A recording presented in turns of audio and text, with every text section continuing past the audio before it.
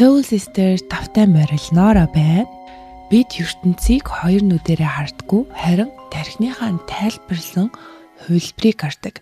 За тэгэхээр өнөөдрийн бичлэгээ үзсний дараа та нэг зүйлийг өмнөшгөө харахаа болно гэдэгт итгэлтэй байна. Бид дотроо би харж байна гэж боддог. Би энэ өрөөг харж байна, би энэ хүнийг харж байна, энэ боломжийг харж байна. Гэхдээ үнэндээ нүд бол камер шиг бүхнийг шууд бичээ тархинд дамжуулдаг төхөөрөмж биш байдаг. Нүд зөвхөн гэрлийн мэдээллүүдийг авдаг.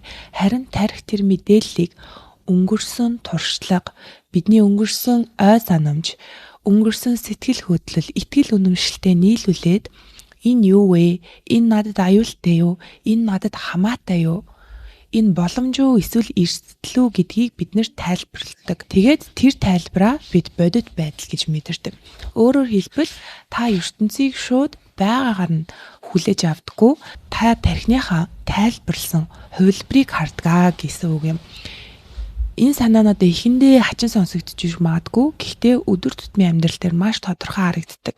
Тэгэхээр өнөөдрийн бичлэг дээрээ бид энэхүү ойлголтыг шинжлэх ухааны туршилт бидний амьдрал дээр тохиолддог жишээ хамгийн төгсгөлд нь практик арга дээр ярилцсанаар илүү сайн ойлгох болно. Тэгэхээр бичлэгийнхаа төгсгөл хүртэл хамтдаа байгаарай. За тэгэхээр бид бодит байдлыг яг бодит байдлаар нь хүлээж авдаггүй, өөрийнхөө тархины тайлбарыг хүлээж авдаг гэдэг нь амьдрал дээр маш тод харагддаг. Хоёр хүн яг ижил нөхцөл байдалд орлоо гэж бодъё те. Нэг нь боломж гэж харна, нөгөө нь асуудал гэж хардаг. Нэг нь энд би өсөж болно гэж бодно, харин нөгөө хүн нь би бүтлгүүдэх байх гэж мэдрээд байдаг. Гэтэл нөхцөл байдал буюу бодит байдал бол яг л ижил байгаа. Доторх тайлбар нь өөр байгаа гэсэн. Үүнийг энгийн жишээгээр хэлэх юм бол нэг network event-д хоёр хүн орлоо гэж бодъё л да. Өрөөнд олон хүн байна. Хүмүүс хоорондоо ярилцж байна. Зарим нь инээгээд, зарим нь уцаа хараад, зарим нь бүлгээрээ зогсож байна гэж бодвол эхний хүн хүмүүс намайг сонирхгүй. Би эвгүй харагдаж байгаа. Би юу ярихаа мэдэхгүй. Хүмүүс намайг сонсохгүй бол яана гэж дотроо бодоод хэрв тэр өрөөнд орж ирвэл хамгийн түрүүнд юу анзаарах вэ? Хин нэгэн өөр тийшээ харна. Хин нэгэн тэр хүнд богино хариулна. Хин нэгэн инехгүй байх. Хин нэгэн өөр хүнтэй илүү удаа яриад эхлэвэл тэр хүн дотроо хардаа би хэлсэн биз дээ. Тэд намайг тоохгүй байна гэж баталгаажуулж эхэлнэ. Гэхдээ бодит байдал дээр юу болсон байж болох вэ? Магадгүй тэр хүн зүгээр л ядарсан. Гэхдээ таны дотор байсан итгэл үнэмшил аль хэдийн нотлохоо хайгаад эхэлсэн. Одоо яг тэр нэгэн ивент дээр тэр өрөөнд өөр хүн орлоо гэж төсөөлье те. Тэр хүн дотроо энэ сонирхолтой хүмүүс байгаа. Би хин нэгэнтэй холбогдож чадна. Надад хэлэх зүйл байгаа. Хүмүүс намайг сонсдог гэж итгэдэг байлаа. Тэгвэл тэр юу анзаарах вэ? Хин нээлттэй харагдаж байна. Хин eye contact хийж байна. Ямар сэдвээр яриа эхлүүлж болох вэ? Хинтэй дахин холбогдож болох вэ? Гэдэг харах өнцгтэй дотроо байна. Нэг өөрөө, нэг хүмүүс, нэг ивент. Гэхдээ хоёр өөр туршлагыг энэ хүмүүс авч байгаад энэ бол бид нүдэрээ биш тархиараа бодит байдлыг хардгаа гэдгийг практик утга юм. Одоо өнгөний тухай бодоод үзье. Бид энэ улаан, энэ ногоон, энэ цэнхэр өнгө гэж маш ихтгэлтэй сайн мэддэг. Гэхдээ гадны ертөнцид улаан өнгө гэж бэлэн зүйл байхгүй. Энэ зөвхөн гэрлийн долгионы урт буюу бидний нүд зөвхөн тэрхүү долгион давтамжийг хүлээж авч байдаг. Нүд тэр гэрлийг аван тарих үүнийг боловсруулад өнгөрсөн туршлага дээр суйрлаад энэ улаан гэж мэдэрдэг. Өнгө бол зөвхөн гадныхаа объектийн шинж биш. Өнгө бол тарих болон ертөнцийн хамтын бүтээлээ. Тэгвэл яг эндээс нэг хүчтэй асуулт гарч ирнэ. Хэрв өнгө хүртэл тархины оролцоотой бий болдго юм бол би боломжгүй хүн, мөнгө олох хэцүү, хайр надад олдохгүй, би амжилт гаргаж чадахгүй гэдэг итгэлүүд хэр бодит вэ? Магадгүй тэдгээр нь хөдлөшгүй үнэн биш. Магадгүй тэд өнгөрсөн туршлагаас үүссэн тайлбар байж болох юм аа. Тэгэхээр таны тархин дотор энэхүү итгэл үнэмшлүүд байвал альва нэгэн боломжийг огт олж харж чадахгүй, харин энэхүү итгэл үнэмшилтээр суурилсан нотлогоонуудыг хайсаар эдгээр итгэл үнэмшлүүдэд улам баталгаажуулсаар байдгаа гэсэн үг. Тэгэхээр энэхүү санааг маш тод харуулдаг нэгэн алдартай туршилт байдаг. 1970 онд neuroscientist Colin Blackmore болон Graham Cooper нар муурны харааны хөгжил дээр туршилт хийсэн байдаг. Тэд нялх муурнуудыг тусгай орчинд өсгсөн. Нэг нь ихэвчлэн хэвтэй зураас харж өссөн бол нөгөө хэсэг нь босоо зураасыг харж өссөн. Нялх муурнууд гэдэг нь болохоор эдгээр муурнуудын харааны систем хөгжиж байсан маш чухал үе юм аа гэсэн үг. Өөрөөр хэлбэл тарих ертөнцийг хэрхэн харах вэ гэдгээ сурч байсан үе гэсэн үг. Дараа 2 бүлэг муурнуудаа энгийн орчинд гаргахад сонирхолтой зүйл болж эхэлсэн гинэ. Зөвхөн хэвтэй зураас харж өссөн муурнууд босоо объектуудыг сайн анзаарахгүй, танихгүй байсан. Зөвхөн босоо зураас харж өссөн муурнууд хэвтэй объектуудыг танихгүй байсан. Тэдний нүдэнд асуудал байхгүй, сохор байгаагүй. Нүд нь бол маш сайн ажиллаж исэн. Гэхдээ тархин тухайн төрлийн мэдээллийг боловсруулахад сураагүй байсан гэсэн үг. Жишээлбэл хэвтэй зураас харж өссөн муурнууд нь болохоор босоо саваа урд нь ингээ хөдөлгөөд тоглох гэхээр тэр босоо савааг тоохгүй. Босоо ширээний хөлийг анзаарахгүй мөргөөд байх. Харин босоо зураас харж өссөн муурнууд нь болохоор хэвтэй давтсан дээр үсэрч гарахгүй, хэвтэй объектуудыг зөв танихгүй байсан гинэ.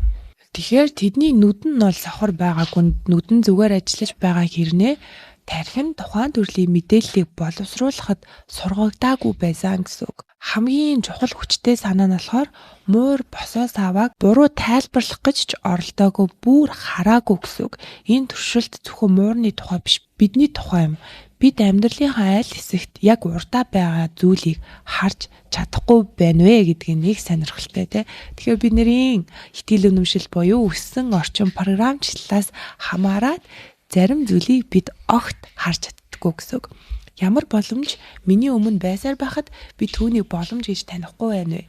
Ямар хайр миний дэргэд байсаар байхад би түүнийг хайр гэж хүлээж авахгүй байна вэ?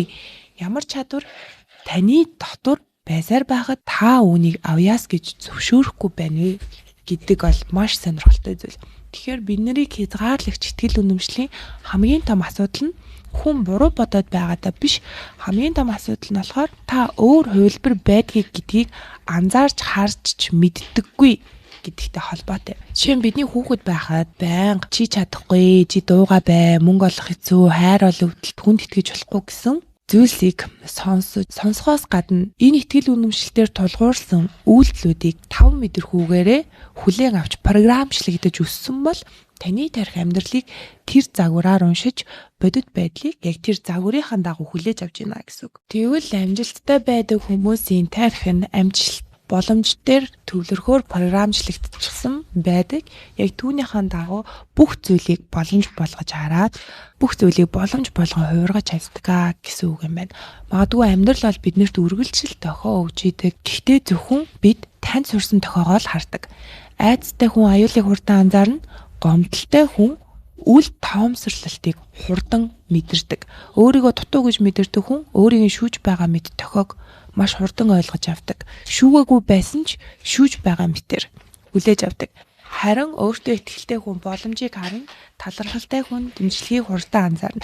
Тэгэхээр бичлэгийн ихэнд хэлсэн эргээр сэтэг, эргээр бодоо гэдэг mindset бол хамгийн чухал юм а гэдэг үгнүүд бол ид шид manifestation-ы тухай огт биш. Энэ бол таны анхаарал хаана орж байна. Энэ бол таны мэдрэлийн систем, таны тархины доторх газрын зураг бүтэц ямар байна вэ? Та яг үүгээрээ л бодит байдлаа бий болгож хүлээж авч байдаг юм аа. Тэрнээс нүд яг яаж харж байгаагаар бид хүлээж авдгүй гэдэг санааг л хэлэх гэж байгаа. Тэгвэл бид яг урдаа байгаа өөрийн харж чаддаггүй зүйлсээ хэрхэн харж сурах вэ? Ялангуяа шинэ боломжуудыг хэрхэн харж сурах вэ гэдэгтэр практик аргуудыг ярив. Эхний алхам бол маш энгийн. Би юуг боломж гэж таньдаг вэ гэдгээ анзаарах. Ихэнх хүн боломжийг зөвхөн том хэлбэрээр төсөөлдөг.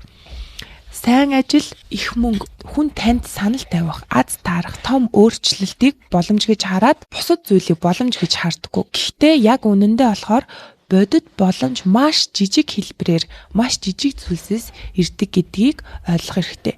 Энэ хүнтэй дахин ярил юм гарах юм шиг байна. Энэ асуудлыг олон хүн давтаж байна. Би үүнийг бусдаас арай сайн ойлгож байна.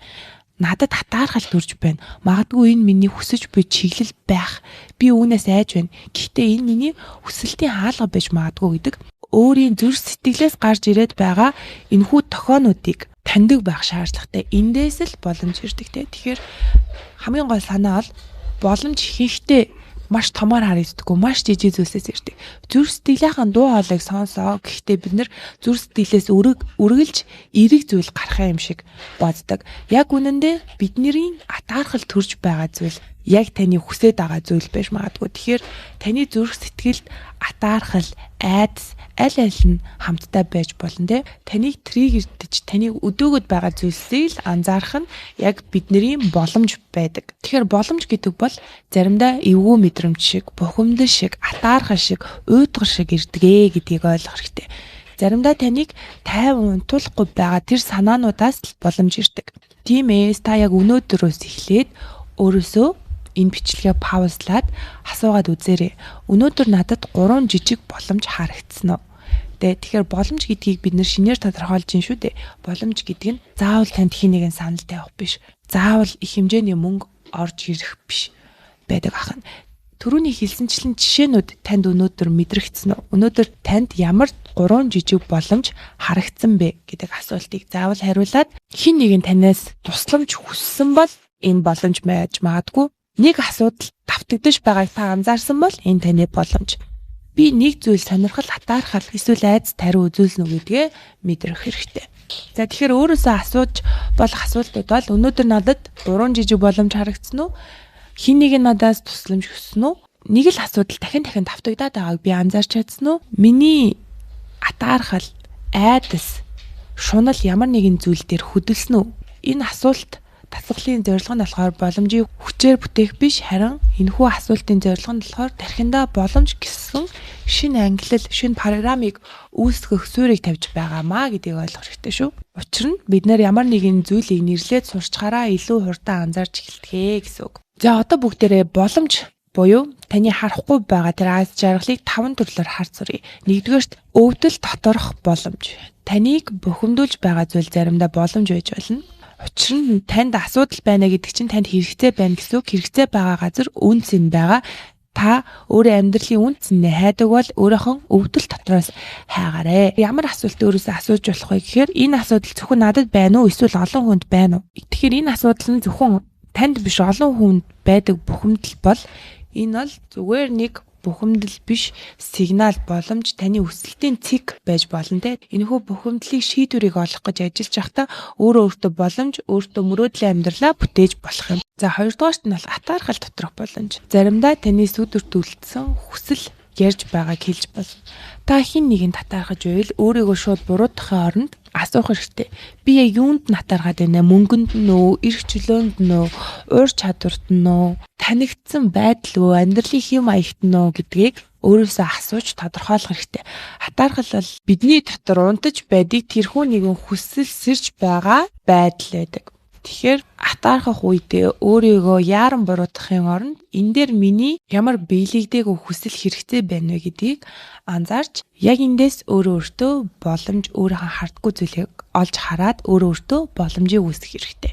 За 3 дугаарт болохоор давтагддаг магтаал доторх боломж, аз жаргалыг харах хэрэгтэй. Хүмүүс танаас юуг байнга асуудаг вэ? Таны юун дээр аль чанарт магтаал байнга ирдэг вэ? Танд амархан санагддаг ч бусдад хэцүү санагддаг тэр зүйл юу вэ гэдгээ тодорхойлж мэдэх хэрэгтэй. Заримдаа хүн өөрийн авьяасыг анзаардаггүй. Яагад гэвэл өөрт нь хэтэрхий амархан санагддаг учраас тэрхүү авьяасаа өөрийнхөө боломж, утга учир, үн цэнэ болгож чадах юм байна гэдгээч анзаарч мэддэггүй. Тэгэхээр үүн дээр таны өөрөөсөө асуух асуулт гэвэл надад энгийн санагддаг ч бусдад үн цэнтэй зүйл юу вэ гэдэг зүйлийг өөрөөсөө асууж өөртөө ирдэг магтаалуудыг анзаарснараа та өөрт маш том хаалгыг нээж чаднаа. За 4-р болохоор таны айдас доторх боломж, аз жаргал. Бүх айдас боломж биш гэсэн зарим айдас бол таныг шинэ identity буюу таныг өөрийгөө юу гэж тодорхойлдог шинэ хүн болгох хаалга байж болно те. Би контент хиймээр байна, гэхдээ айж байна. Би бизнес эхлүүлмээр байна, гэхдээ айж байна. Би тайзан дээр ярмаар байна, дуулмаар байна, гэхдээ айж байна. Тэгвэл тэр айдас зөвхөн битгий хий гэсэн дохио биш. Магадгүй энэ таныг дараагийн түвшин рүү хөтөлж өгөх боломж байдаг. Тэгэхээр үүн дээр өөрөөсөө асуух асуулт бол хэрвээ бүтлгүүтгээс айхгүй байсан бол яг юу турших байсан бэ гэдгээ тодорхойлж мэдэж өөрөө өөртөө шинэ портал хаалга нээж болох юм. 5 дугаар болохоор таны уй тор доторх боломж. Уй торлно гэдэг нь болохоор сүнслэг утгаараа одоо хамгийн том биднэрт өгөгдөж болох бэлэг байдаг. Уй торлжийн өмнө нь тань сонирхолтой санагддаг байсан зүйлс сонирхолгүй болж байна гэдэг нь одоо тэрхүү зүйлийн хугацаа дууссан. Тэгэхээр та шилжилтийн үе дээр байна. Яг тэр уй тор гуник тань мэдрэгдээд байвал та шинээр өөрийгөө програмчлах орон зайтай болсон байна гэдгийг харуулж байдаг. Та нэг зүйлийг сайн хийдэг байж болно. Тэнтүү гэхдээ түүнээсээ баяр баясал мэдрэхэ болсон бол та тэр сайн хийдэг зүйлээ дараагийн түвшин рүү авчрах цаг болсон байна гэдгийг хилж өгч идэг дохио бол уйдгар гуник гэдэг. Тэгэхээр танд юу уйдгартай санагдаж чинь түүнийг анзаараад би юуг давтаж хийгээд байгаа ч гэсэн үүнийг өсөхгүй байна вэ гэдгийг өөрөөсөө асуух хэрэгтэй те. Аливаа нэг зүйл үргэлж хувьсаж өөрчлөгдөж байх ёстой, өөр түвшинд гарах ёстой. Магадгүй таны зүйлээ маш сайн хийдэг хэдий ч хитрхи нэг байдлаараа удаан яваад тэр дотроос шинэ боломжуудыг харахаа болсон байж магадгүй. Тэгэхээр үүнийгээ шинэ түвшинд гаргах ёстой юмаа гэдэг зүйлэл таны уйдгар байдаг шүү. За тэгэхээр альва бүх зүйлд үйлдэл хамгийн чухал байдаг. 24 цагийн дотор хамгийн жижиг хэлбэрээр өөрийнхөө боломжийг хэрхэн бүтээж болох вэ те? Боломжийг бид нэр томоор юусаа харах шаардлагагүй. Хэрэг та ном бичмээр байдаг бол өнөөдөр энэхүү 24 цагтаа багтаагаад нэг хуудсыг бичээд нэг хүнд уншуулад үз. Бизнес санаа байдаг бол 5 хүнээс энэ асуудал үнэхээр байгаа эсхийг асуу те. Бизнес гэдэг чинь аливаа нэг асуудал дээр дөрүүлж босч ирдэг шүү дээ. Шинэ ажлыг эхлүүл шинэ ажил руу ормоор байвал тэр салбарынхаа нэг хүнтэй 20 минутын турш уцаар ярилцаад үз. Контент хиймээр байвал нэг богино пост тавиад үз. Гадаад ил сурмаар байвал 7 хоног бүр 10 минутын ярианы бичлэг хийгээд үз. Боломжийг бодоод бид нэр өөртөө бүтээдэггүй. Яа гэвэл тарих тэр боломж үнэхээр байгаа эсхийг үргэлж баталгаагаар ирж хайж идэг. Тэгэхээр өөрөө өөртөө та баталгаа өгөхийн тулд эдгээр жижиг үйлдэлүүдийг заавал хийх шаардлагатай байдаг. Тэгэхээр боломж бол жижиг үйлдэлүүдээр танд ирдэг юм аа. Таны тархины програм жижиг үйлдэлүүдийн дагуу сууна гэдгийг ойлгох хэрэгтэй. Тэгэхээр бид нэр өөрийгөө өөрчлөн гэдэг нь болохоор зөвхөн эргээр бодоод байна гэсэн үг ш. Өөрийгөө өөрчлөх гэдэг нь тархиндаа шинэ нотлохоо өгөх хэрэгтэй. Гэхдээ тэр нотлохоо маш жижигхэн байдаг юм шүү гэдгийг ойлгох хэрэгтэй. За тэгээ манай Soul Sister Community-гийн 5 дугаар сарын сургалт маань эдгэрэл сургалт байсан бол 6 дугаар сарын сургалт маань эдгэрэл сургалтын маань үргэлжлэл болох баланс сургалтайгаа айл сургалт маань групп дээр тавигдсан байгаа. За баланс сургалтынд сууснаар та өөрийн дотоод тэнцвэрээ олно. Танд ямар айдас, ичгүүр, уур бухимдал байдаг вэ гэдэг үндсэн зүйлээ олж илрүүлэхээс гадна ер нь хүний бие дотор байдаг 7 энергийн төв 7 чакраны тухай маш сайн ойлголттой болохоос гадна энэхүү чакрануудаа ойлгож ажиллаж эзэмшиж чадвал энэ бол бидний дотор байдаг хамгийн хүчтэй технологи юм а гэдгийг та ойлгох болно. За тэгээд Soul Sister Community-тэйгээ нэгдээрээ бичлэгийн доор комент хэсэгт хэрхэн нэгдэх талаар байгаа.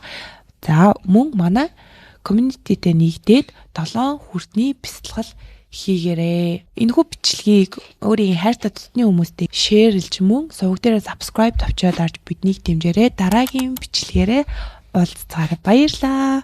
Баяртай.